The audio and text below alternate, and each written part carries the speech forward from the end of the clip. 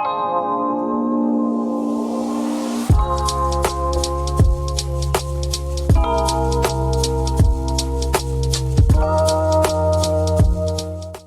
in, everybody, to the Modern Missionary Podcast, brought to you by ODION Menswear. My name is Brayden Day. I'm the CEO of ODION, and I'm here with my co-host, Brayden Ricks, one of the employees over at ODION. I'm super excited to have him on. I'm just going to get right into it, Brayden. Let's just jump in to talk about who you are, where you're from, where you served your mission, and then kind of what your favorite hobby is. 100%. So my name is Brayden. Good name to have. It's a great name. Great name.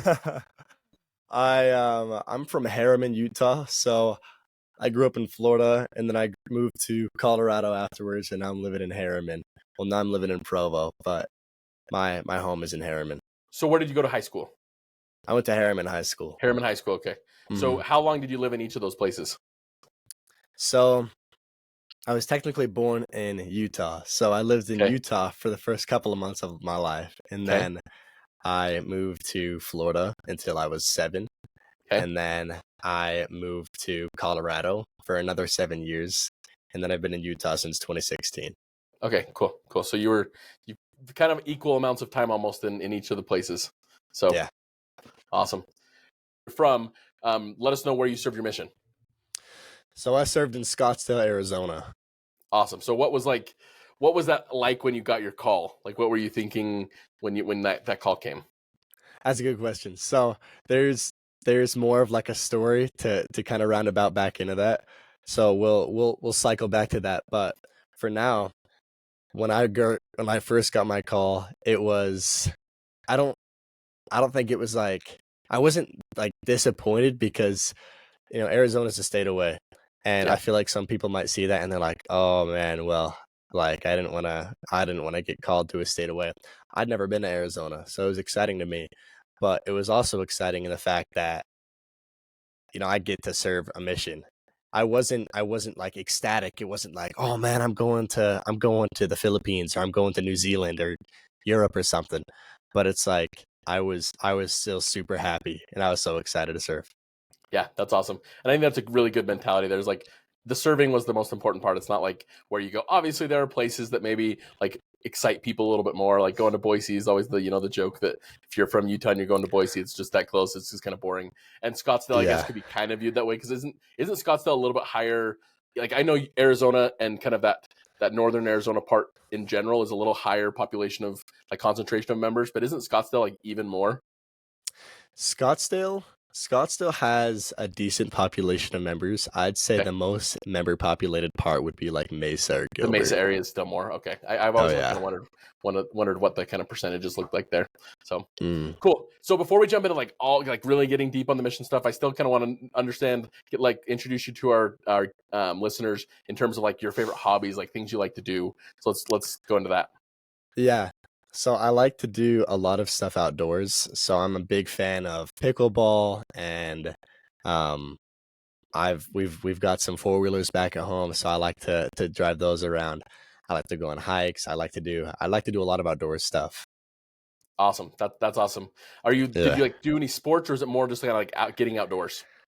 I did soccer growing up. So I played a lot of soccer. A lot of people think I ran track, but I hate track. I know there's those people out there who like running, and it's kudos to them. Just I can't do it. Well, I bet you can't guess whether I like running or not. So I'm obviously not a runner. I'm one of those guys. My favorite sports are baseball and football, where you go really hard for a few seconds and then you get to take a break for a second, then you go really hard. I'm not a long distance guy in any way, shape, or form. So. Okay, so that's some stuff about you. I think that's really cool. Kind of seeing your background and moving around a couple different times, going to Arizona. Let's talk about kind of growing up and what a mission looked like for you. Like, was it always in the cards? Was it something you knew you were going to do from a little kid? Did you decide a little bit later, closer to your mission? What did that look like? So it's kind of a long story. I'll make short, but you can make it as long as you want. That's what we're here for. So I think growing up, I wanted to serve a mission. Yeah. And growing up, I wanted to do that. But in the recent years coming up to when I would have left on a mission, like to where you would leave right out of high school typically. I had no interest in serving a mission, and it wasn't really in the cards for me. I didn't really want to, just because where I was in life, it didn't seem like the right course of action. And I kind of kept hitting a wall. So it came to the point where I had started to go to church less. I had started to do these things less, and I had started to kind of veer away from like a path of serving a mission or anything like that. And everybody that I'm friends with back home, none of them served a mission, so it wasn't like it didn't seem expected of me. Where Yeah. you might be in an environment of high school friends where they're all going on missions, and it might be easier for you to serve a mission just because all your friends and all your peers are doing it. But I didn't have that environment, and I didn't really feel, I don't know if pressured is the right word, but I didn't really feel as encouraged to serve as someone else might. So I I I stopped going to seminary, I stopped doing all those things, and it kind of was just adding up. Yeah. And my parents are split, for some context. Okay. And every time I would see my dad, he'd be like, "Hey, you should go serve a mission because it's good for you." And I never really saw like the benefit in that for me. I never really saw why that would be good for me.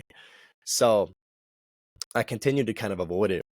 And I started to see all my friends, all these high school friends, and they were doing good. They were being successful. I had some friends who had some high GPAs, had these scholarships, and I wasn't getting that. And I'm like, well, I don't understand. Like, what is my path supposed to be? So it came to the point where I was more confused than anything. And all these paths keep leading me back home, because I had bought a contract to move out to Orem from Harriman, not really with the intention to go to school immediately, but it was more of, I just want to move out. Yeah. So Yeah. I was excited for that. And then I got this feeling that I should just sell my contract, because I'm like, if I'm not going to go to school, like, am I just going to move out there and like expect the best? Because I didn't even have a job lined up. Yeah. And I went out there, and like I'd kept coming out here to get ready to buy, like just to like rent an apartment over here. And I'm like, I don't like, this doesn't feel like the right thing to do. So I ended up selling my contract, and then I was stuck, like I was back at home, and I was just working, and I And still how didn't know long what is to do. this? Like, is this how many months post graduation? Is this like right before the school year? I mean, right after the school year? What does this look like? So this is I was kind of in this limbo state for probably 4 months after graduation, 3-4 Okay. months. So you're looking like fall right after Yeah. high school. Okay. Yeah, fall after high school, so fall of 2020. I was kind of in this limbo state, and I had gone to my sister's wedding, and it's in like, that's a key detail, because you'll see how it all webs back together. But I went to my sister's wedding, and my bishop from my home ward was there marrying my sister to her husband. And so was my dad. And my dad, again, would always be like, "Hey, you should go on a mission because it's good for you. You should go on a mission because like it's the right thing to do." And again, I never put any thought into it. So at my sister's wedding, I was talking to my dad, and I'm like telling him everything I just explained to you. I said, "Dad, I don't really know what to do. Like, my friends are being successful, but they're not pursuing a mission. So what am I doing wrong? Like, what am I doing that's different?" And he more or less gave me the same spiel. And a big part of what was new this time is that he just like looks at me and he says, "Do you even know what like a mission is?" And I'm like, "Well, yeah, you wake up at 6 in the morning, and then you leave at 10, and then you come home at 9 o'clock at night. And Yeah. then you're just like you're just like busting your chops all day. You're just out there Yeah. and you're through blood, sweat, and tears. And he's like, it's a lot more than that. Like, you're going out there to learn to be a person. And that's something I'll cycle back to as well, because that's a big detail. That's a big part of my mission. And I had never moved out before. I didn't know what life outside of home was like.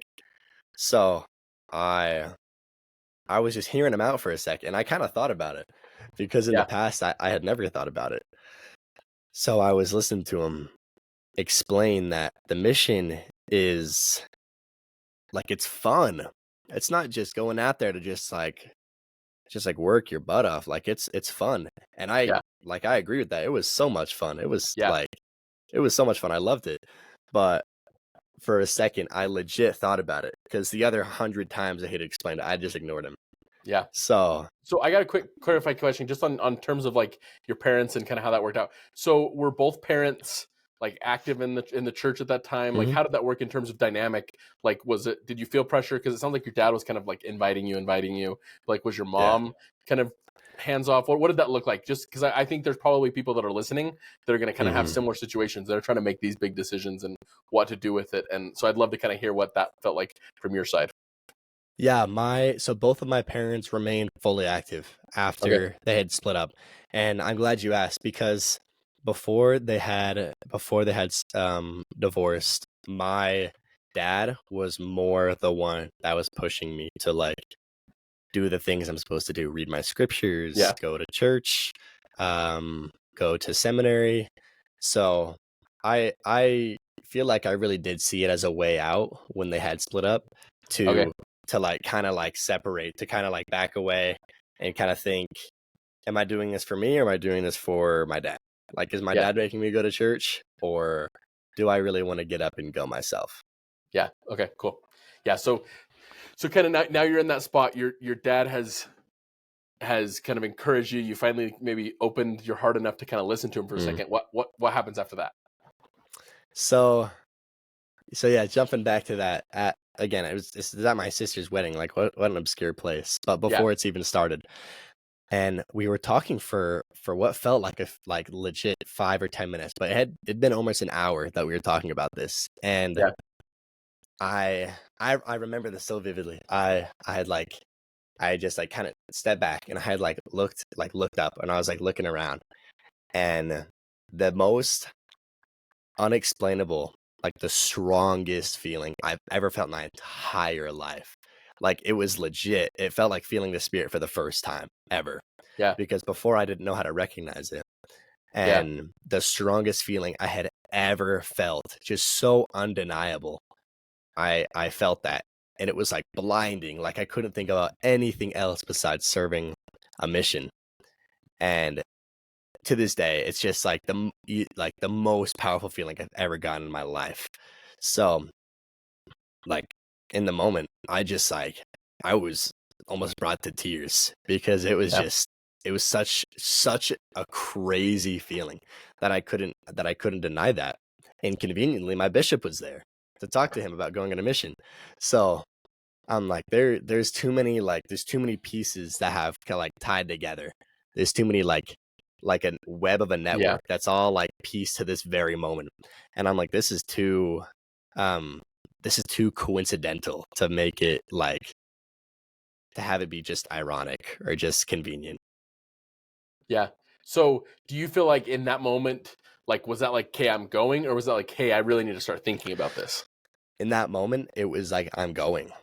Oh, really? Okay. Yeah. I went from like 0 to hero, because I hadn't even considered it. Like, I took that feeling, and I'm like, there's nothing else I can do with these next 2 years that I can't do when I get home. And that was another point my dad had made, is like, he's like, you can go on a mission now, and your life will be changed for the better. Like, and he's like he was like listing like pros and cons. He's like pros, like, you go out and serve for 2 years. You gain experience, you gain knowledge, you learn people skills, you learn real world, like, applicable skills that aren't just going out and teaching the word, which is like the best part. But it's like, in the process, I've learned social skills. I've learned networking, people skills. I've learned Yeah. how to talk, hold conversation. Like it's a whole thing. So did your dad serve a mission? He did. Okay, so he could speak from experience. It wasn't just him saying like, Yeah. "Hey, I've heard that this is a thing." Like he could speak from experience and kind of testify that. So that happens. You kind of like make that decision in the moment. Like, did you go as far to like actually talk to the bishop? Like, I know he was there and like Hmm. you thought about it, but like, did you actually start like the Yeah, process while you were there?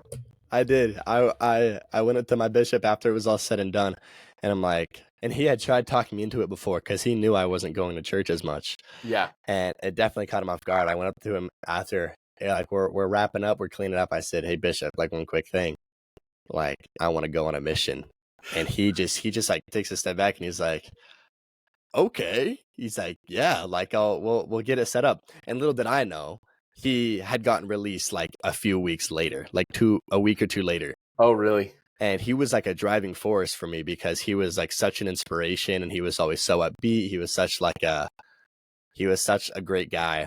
It was hard to see him get let go because he never met me with like disappointment for not coming to church or this or Yeah, that. And he had tried before to get me to be active. He made me like his first assistant or whatever in the yeah. world. And at the time I had said to him, I said, "Bishop, like you're not doing this to make me come more often, are you?" He's like, "Nope, that's why I have two assistants." Like he played it off. He played it off super, super great.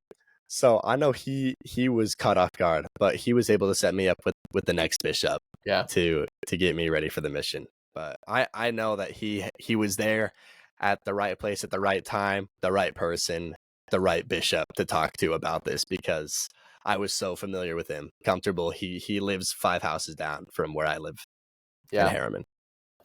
This is this is really cool. Like I'm feeling kind of emotional right now, and I'm not normally an emotional person, but I've just been thinking about this. Like it's kind of crazy of all the people Uh, we've had on. Jordan. So we've had this is our episode 5. Jordan is the only one that kind of grew up wanting to serve a mission, and those the whole time, like from the time he's doing. It's kind of surprising to me. These people that I've known that I look up to that I think are amazing that haven't, mhm. and your story, like everybody that's talked so far has been like either they were converts or from the church or they grew up in it but they weren't planning on going on a mission and then ended up going, and it's really cool. But this one just seems so powerful just from the sake of like it went from zero to like the perfect window that it could fit in, and it worked out. Like that's what you needed because you weren't willing to, like, maybe not willing, but you weren't looking at for the options to do that. But it kind of like Yeah, everything fall into place when you said the thing about your bishop being released just a couple weeks later. Like that hit me really, really hard. Like if it wouldn't have been him, would you have felt comfortable going to the next bishop just a couple weeks later to say that? Or would you have been kind of like, you know what, I don't know yeah, him very well, I'm just going to brush it off. Like the fact right, that it worked out in all those timings, like it just makes me feel like emotional. And I'm so thankful that the Lord knows us and knows our situation. Like it worked out for Jackson and Juan, who have been on, who are some of the other people that have been on. Like they needed it the way mhm, they had it, but it's kind of cool to see it. Like everybody's getting it the way that they need it. And sometimes we're not right, willing to listen. There are times where we don't listen and we are getting it, but we're not listening. But I love that you were able to get it the way that Brayden Ricks needed it to be able to get him in a spot to go. So yeah. that's awesome. So from that point, what did it look like? Was it like immediately gung ho, like you got your papers going with the bishop that next couple of weeks, and you got your call a few weeks later, and like what did that timeline look like to get out? Yeah, so from that point, I like everybody talks about how much of a pain it was to like get your papers submitted and everything. Like I don't even remember that part. Yeah, To me it was just like I just needed to like go, and then I started on it. Like that very day I had set up an appointment with my bishop. And then on the way home I was like, "Mom, like I think I want to go on a mission." And she's just like, "What?" Like she's driving, she like turns around, she's like, "What did you say?" Because she knew my situation just as well as yeah, I did. And then she had started crying. And it was just like it was great to see like how happy she was that I was serving. And yeah, a week or two after that I had met with the new bishop and I started to put in the work. I started to get ready, started the papers and everything. yeah. That's awesome. So from that point in time, you've got you're starting to work on the papers. like how long did that process take? Because obviously you got to get, like, if you have wisdom teeth, you got to get wisdom teeth out. Like when did you get your call after this is all kind of happening? Like from your sister's wedding to call date, like how much time roughly? Again, like not exact, but Yeah, from my sister's wedding to my call date, I think it was 3 months. okay. So 2 let's months. let's jump in. It sounded like you had a story that you kind of want to talk about with the day you got your mission call, or at least the mission call experience. Let's just jump right into it. What was it like getting that mission call? Yeah. Anything you kind of have on that story. So again, to me, it was like it wasn't disappointing because even to this day, my whole friend group, every single one of them served out of the country. Okay. And every single one of them spoke a language. I was called English speaking. I learned a little bit of Spanish because it's Arizona. But I opened my mission call. Yeah. Yeah, I think I know Spanish. No, he actually, I can vouch for it. As somebody who served in Mexico, I've actually talked to him a little bit in Spanish. He's actually got more than I expected. I quizzed him when we first started teasing about it, so he's got some there. So I'll give you that, Brayden. Yeah, it's not the best in the world, but it sufficed on the mission, Yeah, and people knew I was like gringo, like I couldn't really. But yeah, you just needed to know enough to be able to refer them to the real Spanish speakers. Yeah, exactly. Yep. Yeah. So it's like you're called to the Scottsdale, Arizona mission in the English language. And I wasn't like, oh, dang it. Like I'm going one state south. Because again, I'd never been on a mission. To me, it was like this is happening. Like it's actually happening. And I could just see how proud like my dad was. And I can see how happy they were. And that made me even more like excited because I hadn't even read on my own. I hadn't even read like the Book of Mormon. Yeah. I hadn't finished it. I didn't finish the Book of Mormon until I was a month or two into my mission. Yeah. So it was like such a different experience for me. And that was another thing that I was talking to my dad about. I said, I don't know a single thing about the church. Like, I don't know a dang thing. I don't know what the restoration, the plan of salvation, like the gospels. I don't know anything about those. And he says it doesn't matter. And he continued to explain that in whom the Lord calls, he qualifies. He says, if you are willing to go, if you want to go, if you want to serve, then it doesn't matter what you know. It doesn't matter that you didn't graduate seminary. It doesn't matter that you hadn't read the Book of Mormon. Like you're willing and you want to. Yep. So. Yeah, and I love that. And I think something just to kind of jump in on that is that I loved that. I love that talking about, like, I feel like we sometimes overemphasize the absolute necessity to have a testimony or have read the Book of Mormon before your mission. In no way am I saying that it's not helpful. Like I think when you can and who can do it, you should hopefully have read the Book of Mormon and gone to seminary. Those things are all tools to make you more ready, but it's not a qualifier. It's not, like you said, if you have the desires to serve, you're called to the work. Like that's right. Exactly what the scriptures say. And so the fact that maybe some people need to have it through the Book of Mormon to be able to feel like they're ready to go serve and that they need to understand every doctrinal principle to know that they can go preach about it. That's fine. If somebody feels like that's what they need, that's fine. But the fact that it can be felt in multiple different ways, like you felt it in one day in a strong moment, and it was undeniable that was the Spirit, and you were going to roll with it. It's okay. You didn't need to know the Book of Mormon was true. Right. Yeah.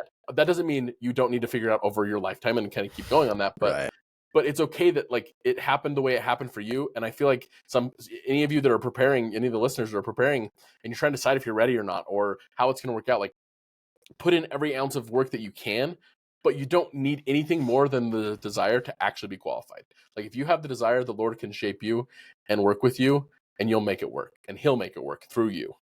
I mean, you'll make it work through Him, I guess is probably the better way to say that. But yeah, like I just love that that's kind of how it worked out for you. Is like it didn't need to be conventional, but it worked, and you got there, and you put in the work, and like you said, you got 2 months in, and you read the Book of Mormon. It wasn't that you like denying, like, hey, I'm going to close my eyes and like just go this blind. Like you still put in work to try and figure it out, but you didn't need it to start the process. So I got passionate there. That's I'm really passionate about just that idea of like desire and effort is really what the Lord needs, and He'll like President Nelson has said, like the Lord loves effort, and rolling with that is exactly what He needs from us. So for sure.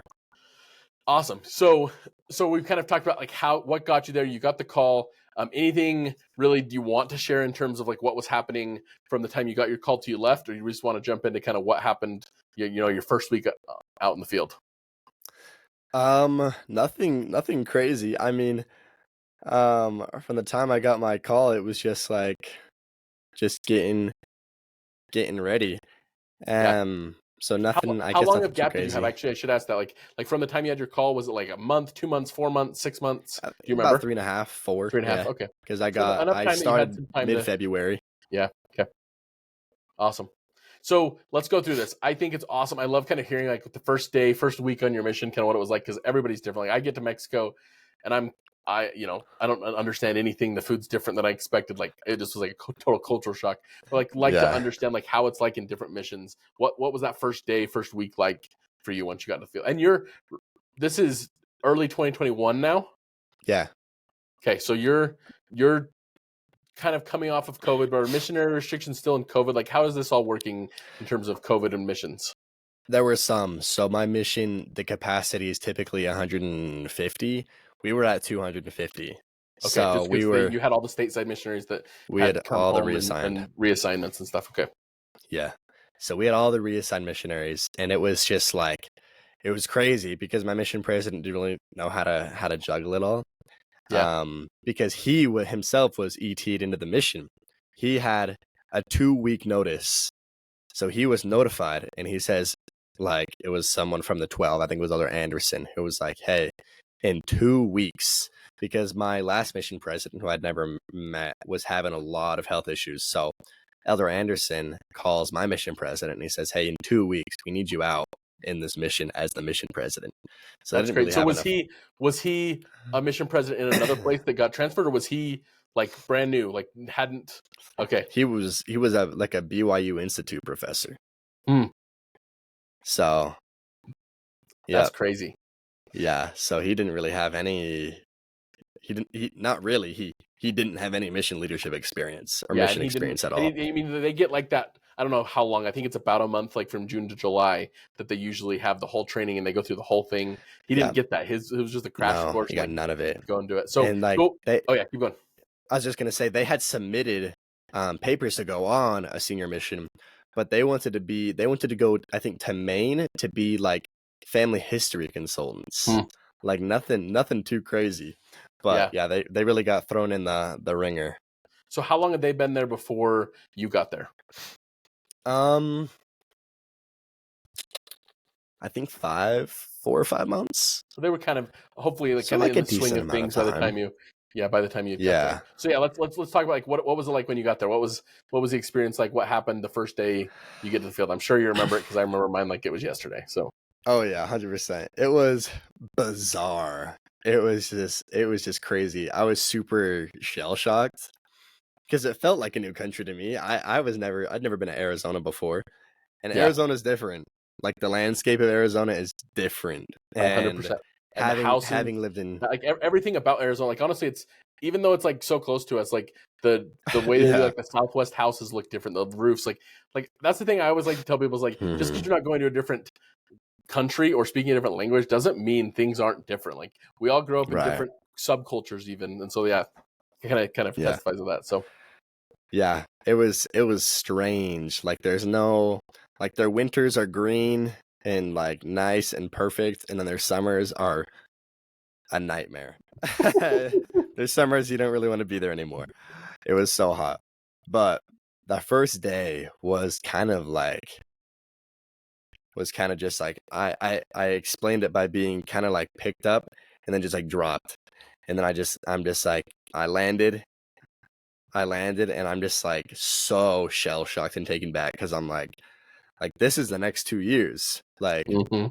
and I wasn't feeling anything of regret, but I was just realizing that like this is your life for the next 2 years. And I'm like, oh my gosh, I'm just taking so much in. And Yeah. I had never been out of the house before. I didn't do any of that. And So MTC for you was MTC in person or were you online for the whole MTC it was experience? all online. So this is like your first time actually like not being in the house as a missionary, like even though you had the Yeah. MTC, but it was like at home. So okay, that's Yep. I'm sure that was kind of like you said, you've never lived out outside the house. Like, at least like for me, like I'd actually taken a semester of school, but like even the kids that left, you know, if they're going out right now, they get a few weeks of like in maybe a different environment, but it's still like the MTC. They're still getting cafeteria food with missionaries all around them and support and everything. And then you get out in the field and it's different. Like you're going straight from like home to the field and like totally brand new experience. Okay, cool.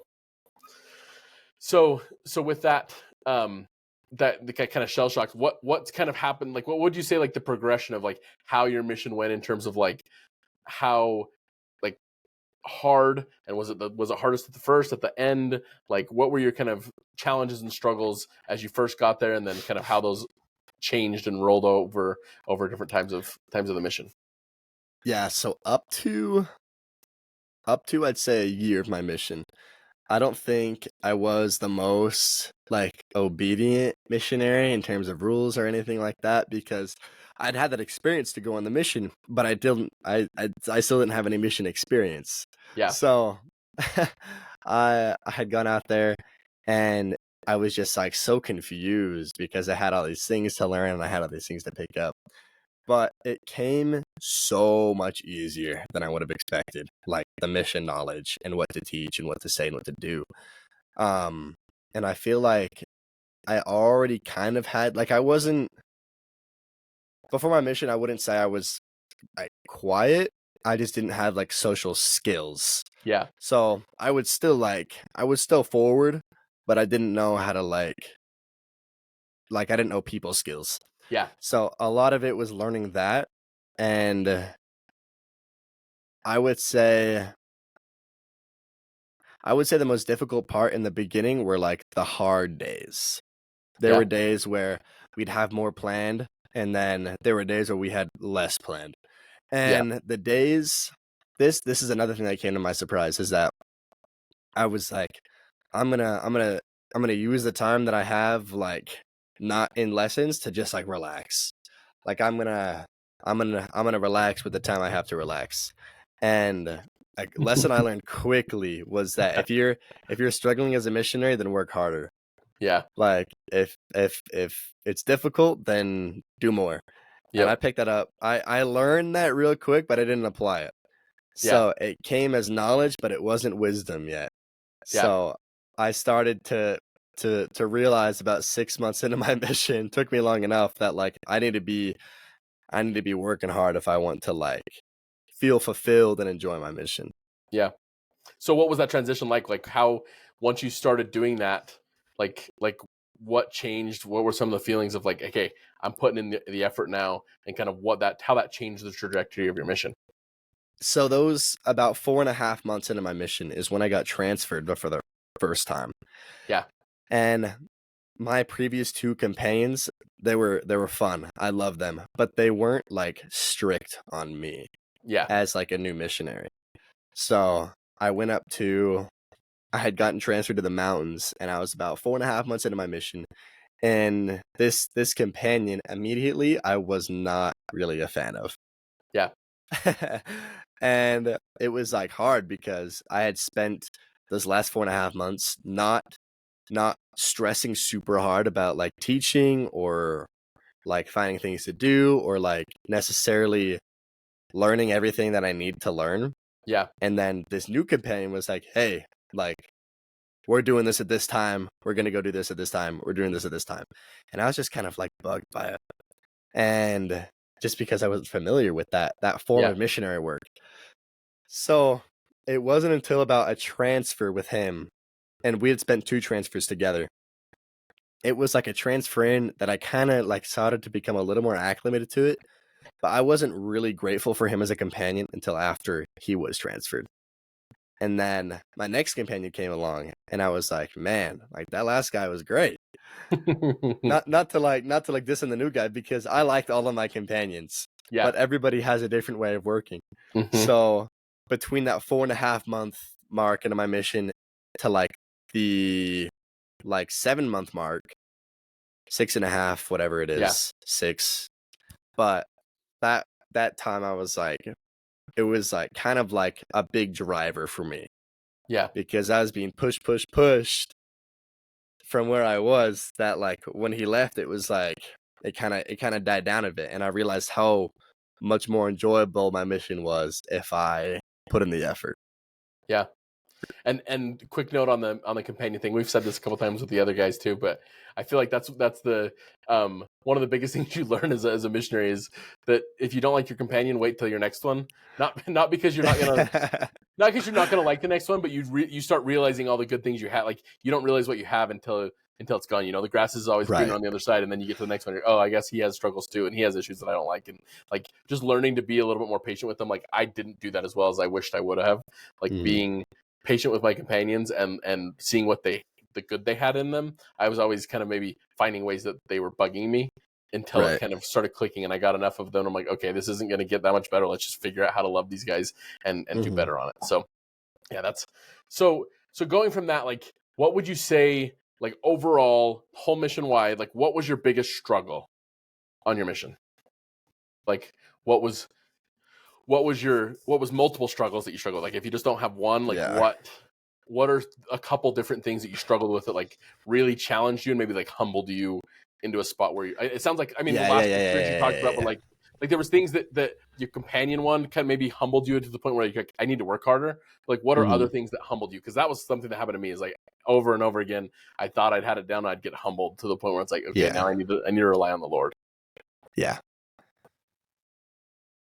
I would say one of the biggest, like one of the more humbling experiences was people who were people who didn't want to hear it. Yeah. And it was just so strange to me how people like refuse to see my perspective on the subject and just like tried so hard to like convince me that I was wrong. Yeah. And it just didn't make sense to me. That didn't click in my head that like people hate what we believe so much to the point where people will make it their whole lives. Yeah. To try and make us not believe in what we believe. So at first, when I came across those people, I had no idea what to do. And in some situations, my companion didn't know what to do either. So I'm just sitting there getting hammered by someone who knows biblically more than me.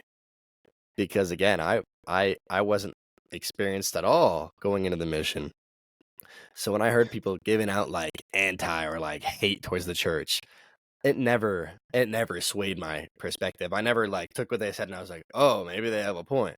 It was I would just sat there and I'm like, this sucks to hear because I can't do anything about it. Like I can say in my own way how I don't believe in that, but I have no idea how to go about telling this guy that like what I believe in is correct compared to like his biblical pushbacks. Yeah. And I feel like that's something that like, honestly, in the moment, I'm sure you saw that as like a negative, that like you didn't have a way to fight back. But I think it's probably ended up being a positive, because I know like whenever I would try and do anything like that, it ended up always just being worse. Like if they're not in a spirit of openness to like actually listen, starting to Bible bash in any way is like never a good thing, obviously. But at the time, like I remember feeling that same way. Like either I didn't know Spanish yet, or they would start bringing up a topic that I didn't didn't fully grasp in the Bible. I always kind of felt like how do I handle this? And like almost like I need to be defending myself. And then I kind of learned over time, like, okay, my job isn't to defend this. If he's not willing to listen, my job is just to like listen to him, testify to him, and walk away. Like there's nothing I can do to change this. But like you kind of I feel like you get on your mission and you kind of feel like there's this like expectation that you're like supposed to convince people or like persuade people. And like I guess persuasion is a good word, but I feel like when I think of persuade, I think of like convince. But really, your job as a missionary is to find people that are ready for your message and are willing for your message. Like you can't change somebody and convince somebody through your teaching and like proving them wrong. Like it's really finding people who are ready to listen and giving them the knowledge and then testifying of those people and letting them feel the Spirit. And I feel like that took me a while to figure out. So it sounds like that's something that was one of the challenges for you too, was like how to handle people who aren't wanting to listen, but they want to talk to you, but they don't want to listen to you. Yeah. Yeah, I think it definitely turned around and helped in the end, like you're saying. It because it was kind of a bummer to to sit there and just hear people doing that. But it definitely helped towards the end of my mission because I learned that. I learned that I'm not getting anywhere with this guy. Um, but I was still able to testify what I believed into them because, and another big thing I learned is despite no matter what someone believes in, if you speak with the spirit and if you speak without contention, if you're not trying to bash with them and you're just trying to bear your own testimony, then if the spirit is present, then they can feel it too. Yeah. And that's what my mission president taught. He said, if you're feeling the spirit, they are too. If Yeah. you're in a conversation and you're feeling it, you're not the only one. Yeah. So I always tried to make sure to leave an impression of the spirit when Yeah. that was the case. I love that. I think that's amazing advice from your mission president and kind of something to focus on. Obviously, they don't have to listen to that spirit, but they can feel it. They can recognize that there's something different about what's going on. They can feel that. So, Yeah. what would you say was the most life-changing thing from your mission? Like what changed your life the most? So I told you I kind of developed, not kind of, I did. I developed these skills for my mission that I never thought would be, and I don't think I noticed them develop until I got back from my mission because it's just how it was on the mission. You go out and you talk to people, you develop good conversational skills naturally. You hold eye contact, you know how to respond to questions quickly, you know how to do these things. And when I got home, I realized how much better of a talker I am in terms of just basic people skills. Yeah. So that is a part of what has helped me turn to my degree in marketing because of those people skills. But I'd say putting that out of the way, I have my whole life course to thank because now I have this friend group and I have people who believe in the same thing. I have friends who have good morals, good standards, and just a good perspective on life because of the path I chose. If it wasn't for my mission, every single person, I could say that pretty confidently, every single person I am friends with now, excluding my friends back from Harriman, every single person is because of my mission. Yeah. So I have my whole social circle to thank for my mission. I have maybe my job to thank for my mission. I have all these things to thank because I went out and served. And I know there's more blessings that come from that than just the things that you develop for your mission. I know the Lord puts more opportunities in your life because you put your life off course from what you wanted it to be to serve the Lord. Yeah.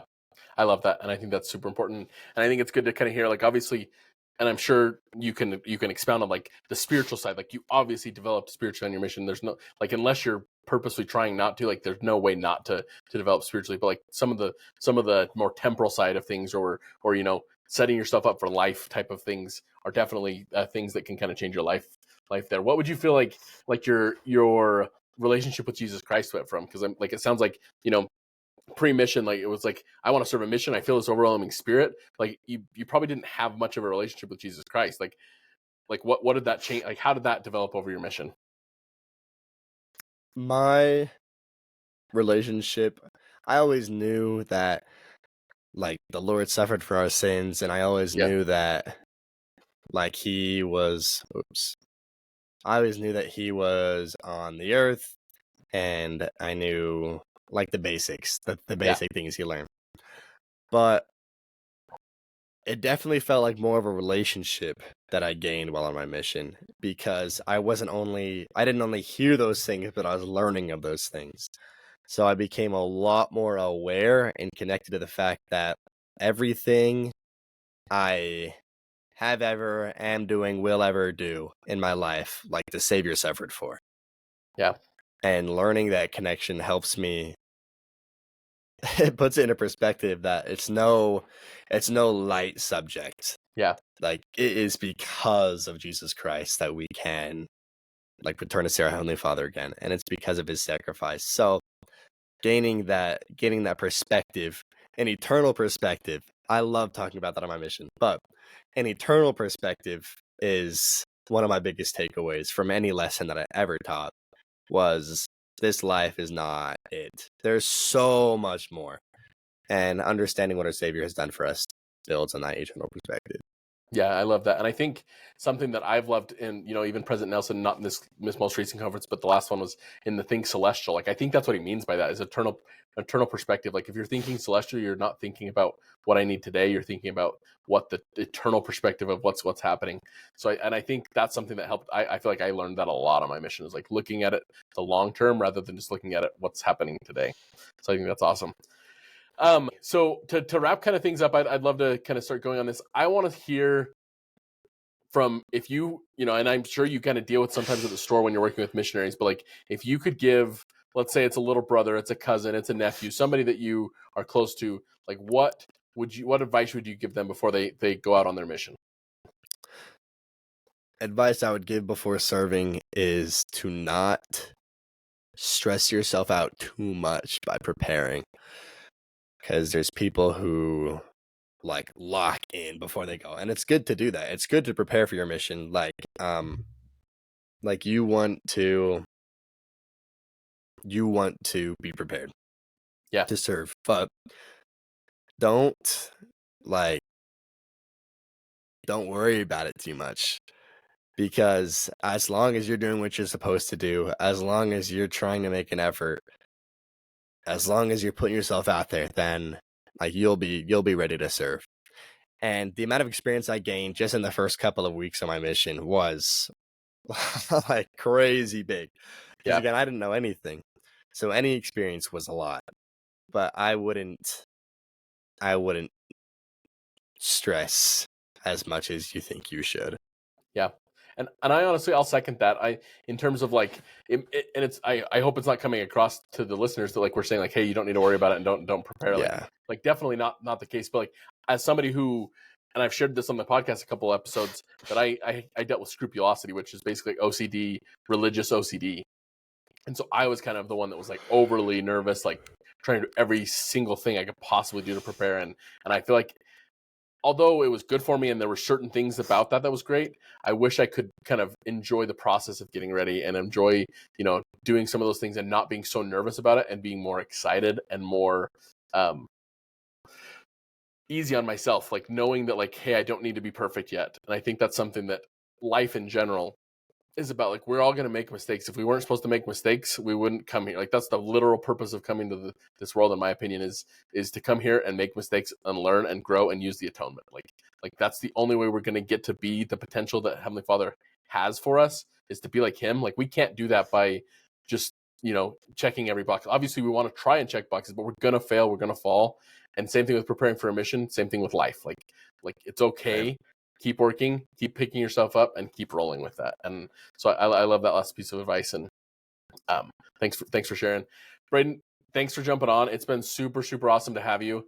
I just want to thank all the listeners for jumping on and listening. This is something that I'm really passionate about, really, really excited about. Please share with those around you. Get this out to all the different people that are needing something to kind of encourage them or make them feel a little more at ease with what's going to happen on missions. They're going to be hard. It's difficult. But I love what Brayden said earlier. Like, it's worth it. It's something that's fun. Like, you can have fun as a missionary.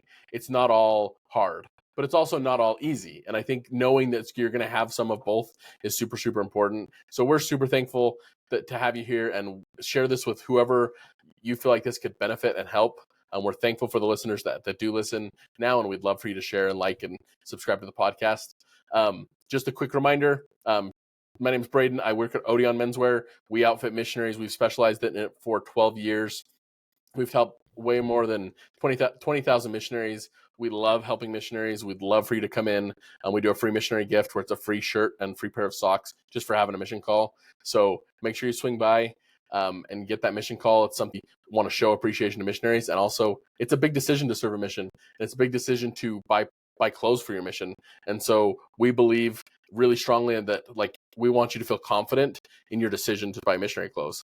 And so you coming in and getting that free gift is a way you can take it home, wash it, wear it. You don't have to just trust our word for it. You can take it home and wash it. So really, really passionate about that. We love helping missionaries. We'd love to help you. And if you just want to be a listener, that's totally fine. We love the community that we're creating here slowly, and we're so thankful for you guys. Thanks, Brayden, for jumping on. Of course.